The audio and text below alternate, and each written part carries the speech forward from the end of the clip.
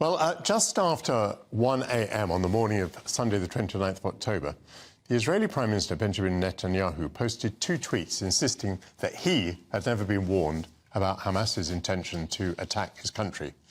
The devastating raid on the 7th of October killed more than 1,400 people. The Prime Minister's tweets, which seemed to lay the blame for Israel's unpreparedness on its intelligence agencies, provoked uproar. They were subsequently deleted. But they reflect huge divisions in Israeli politics and society that have received not much comment outside the country, although nonetheless an article in The Spectator says that Netanyahu is still Prime Minister, but he's yesterday's man, and Israel is emerging from his curse. Well, I can turn now to some keen-eyed Israeli observers. Alon Pinkas is an Israeli diplomat and writer, and Nir Atir is a veteran of the Yom Kippur War, Warriors of 73 group, which protested against Netanyahu before the present war. Nir, tell us a bit about what is going on in Israeli politics, because outside the country we know precious little.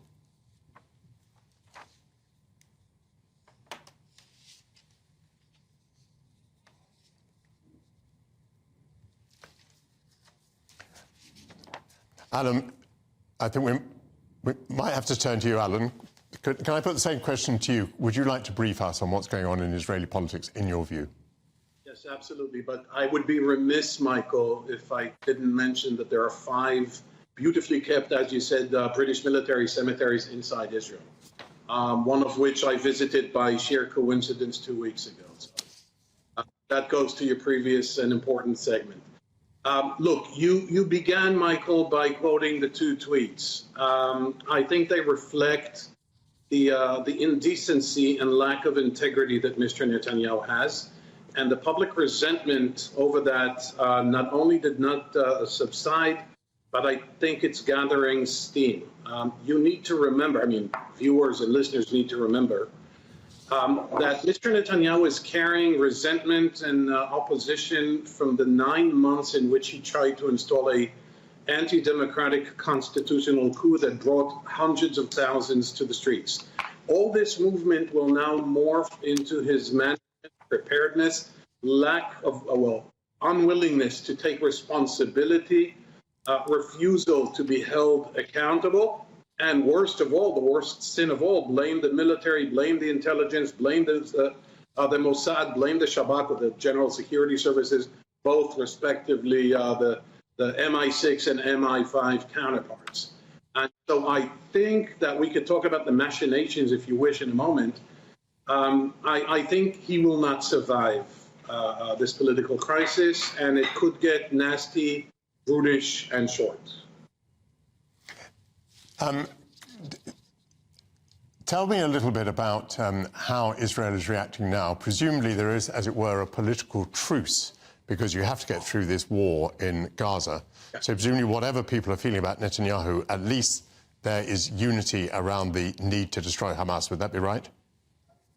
That would be absolutely right and precise, Michael. But with one caveat.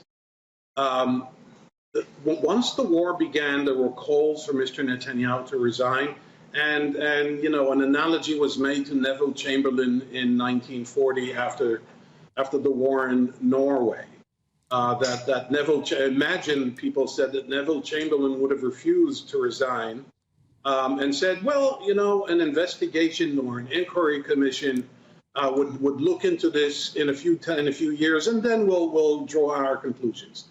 But as you would expect, once Mr. Netanyahu refused to take responsibility, refused to be held accountable, and obviously did not resign, the entire dynamics of the political map changed. And now, rather than resign now, resign immediately, resign without any conditions, the talk is about him resigning or being pushed out, because he will not resign.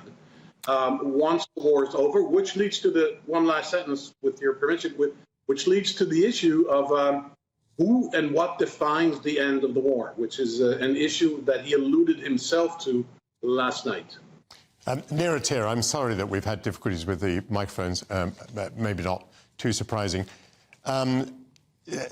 This extraordinary thing where the Prime Minister seemed to lay the blame on the intelligence services, I mean, more or less without precedent, deeply demoralising, that perhaps is something that Netanyahu cannot recover from. What do you think?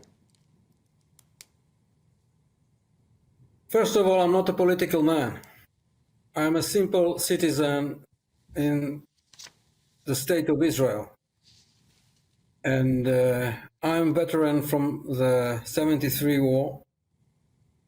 And I want to tell you that me and my colleagues, around 9 months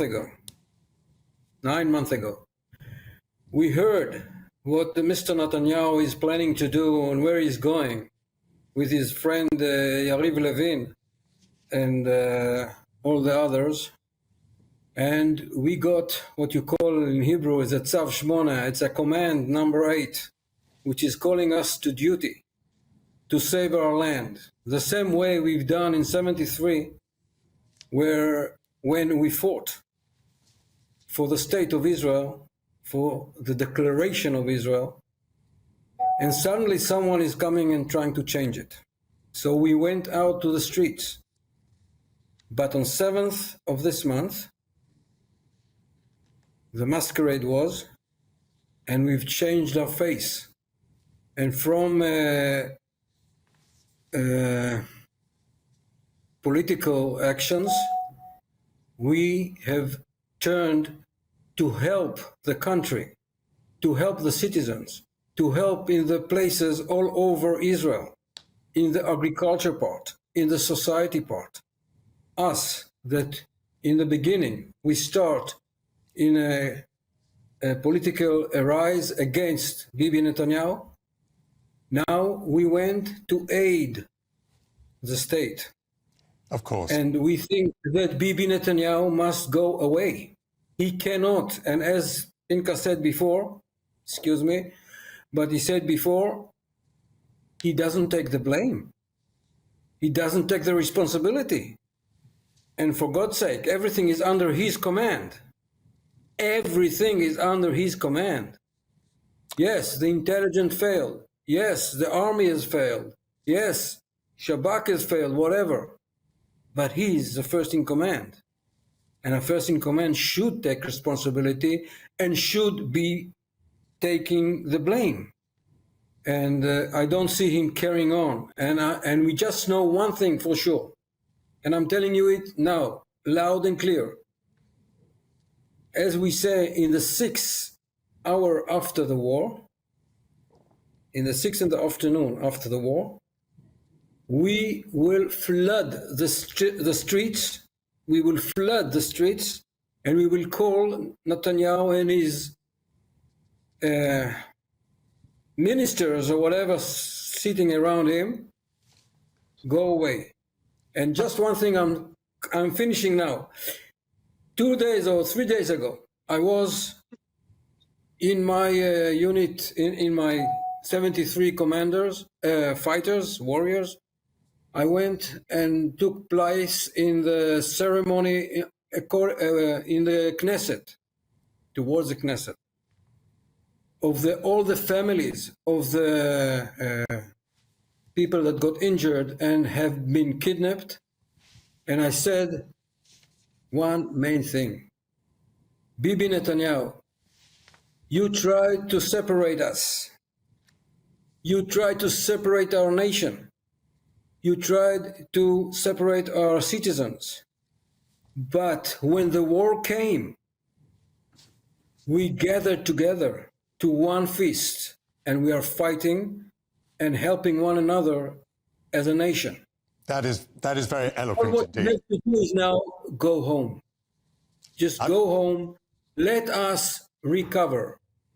Thank you. That is very, very eloquent. Carrie Keller-Lynn is a political correspondent at the Times of Israel. Carrie, welcome. I suppose one defence of Netanyahu might be the following, that it is the political system in Israel that means that he leads a coalition in which there are some extreme elements included. You can't blame Netanyahu for the fact that he's had to make a government in which the tail wags the dog. That is always the case in Israeli politics. Well, actually, just to put a little bit of wider context on this, as well as to add numbers on what our main co-panelists are saying, this government was formed about a year ago to end this 5-election under 4-year cycle of complete tumult in Israeli politics that was actually caused by the fact that Netanyahu is simultaneously Israel's most popular and most divisive leader. He's been at the helm for 16 years, and along the way there have been several right-wing and centrist parties who will no longer sit with him, not for ideological divisions, but because of personal animosity to Netanyahu as the man. So while Israel, yes, must have a coalition system, the coalition that he formed last December was Israel's most hard line because it was the only option possible for him to sit atop it as prime minister. And we're seeing today kind of him reaping the fruits of this bargain he had to make in order to return to power. That is most interesting. Do you too think that his days are numbered, that he cannot survive beyond the end of the war? Right, so I said I would put some numbers on what my panelists were saying. Polling right now says about 70 to 80% of Israelis think that Netanyahu should leave, should resign after the war. And in addition to that, public trust in government is the lowest it has been in 20 years. It's about 18% right now, while public trust in the military is at 87%, despite the fact that the military and the intelligence systems had this colossal failure on October 7th. Then again, the first rule in Israeli politics is to never discount Netanyahu. It will totally depend on how this war progresses, whether Israel does hit its targets of uprooting Hamas and returning all of the 240 hostages currently held by Hamas in the Gaza Strip. And I think that those two objectives and how well the government hits them would really determine Netanyahu's political future. It is extraordinary, the political system, Carrie, under which you labour. I mean, you sounded as though you had some sympathy. You were saying this was the only coalition that could rule. I mean, what the Israeli people have done is again and again to re-elect Netanyahu in the sense that he leads the party which has more votes than any other single party, but they never give him enough votes actually to govern on his own. Is there any thought in Israel that this system will ever be changed? I mean, the heart of the problem is a proportional representation system which rewards even the tiniest parties proportionately. Well, Israel, like many other Western-style democracies, has an internal debate about how to change its election laws, how to change its fundamental architecture, but again, runs into the problem of the people who must do that changing are those who, by virtue of sitting in the legislature, have benefited in some way from the system. There's also been no real exigent push to make it happen. And I just want to maybe refine your comment. It's not that I necessarily sympathize with Netanyahu. Netanyahu made a very deliberate decision. In fact, he, we would say in Israel, koshered these two far-right parties and created a political marriage of convenience between them in order to guarantee that they hit the required electoral threshold to make it into the Knesset because he knew he needed them in order to form a government. And in fact, because of this alliance that they planned before Israelis went to the polls, they very narrowly formed a coalition of 64 of 120 seats in the Knesset, which is done by a majority, so you need 61. So I would say that this was done actually very deliberately. In terms of electoral reform, there's no concrete plan on the table, although the question does come up periodically. Well, do you know, I feel really educated by this discussion because we don't hear much about this in the United Kingdom. I think not much is heard about this outside of Israel. And I really want to thank the three of you for joining us on GB News. Alon Pinkas, Carrie Keller-Lynn and Nir Atir.